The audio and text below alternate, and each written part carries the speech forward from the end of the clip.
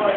Tinanggap siya ng abogado na may bahagyang pag-ubo at mali sa kanyang paa. Hindi man lamang pinaupo si Sagani at patuloy pa rin sa pagsusulat. Ilang saglit ay natapos ng abogado sa pagsusulat.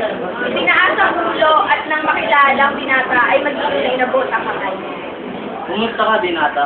Ngunit, maupo ka muna. Ipagpaumaninin mo, hindi kita nakilala. At ang iyo mo, Bakit? Kunin mo. Uy!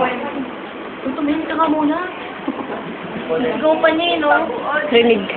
Try ni Sagani ang mga nangyari. Ngunit, napagulaslas ang abogado, o ito niya ang binata.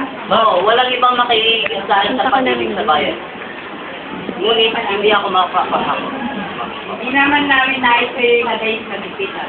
Ngunit kami sana ipagkait kahit man lang saglit. Ang isang tao na napakalaga niya. Sa Pilipinas, isa po ang hinahabol natin mga liligyan. Ngunit lalaki pala po tayo sa ating mga mamaraan. Yan nga, ang sinasabi ng marami. Iniisip ko na hanap sa saligang mas matibay ang gobyerno kapag nasalita na. Binata, kailangan itabi ang ganyang mga kaisipan dahil mapanganib. At gaya nga ng sinabi ko, kaya ang kumilos ang gobyerno.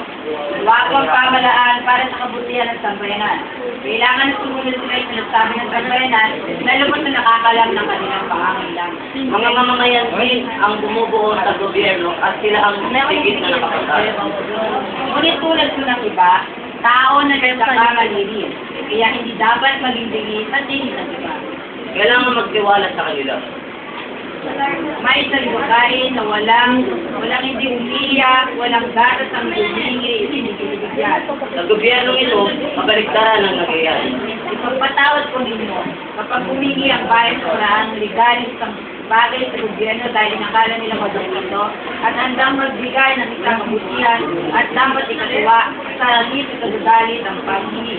Sadyang may mga bagay na hindi mapaliwanag at napakasailan. Naulaan kong ibig nito. Bibigyan kita ng isa at napakabuti dahil nakikita kong matalino ka. Nag-aaral ka ba ng medisina? At hindi mo kailanman matatangkang mapabuti o mapasama ang kapalaran ng mga katulad mo.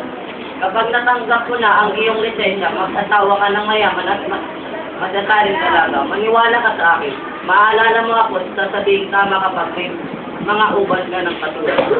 Kapag may mga uban na po ako na katulad ng sa inyo, ginugulitan ng karaan at pagkita ko tayo. Kung gumawa ako alang-alang sa hindi lamang, magiging tinig sa akin ng bawat uban. Sa halip sa tuwa ko ay dapat upang kami kanya. Sino ba yung dalawang yan?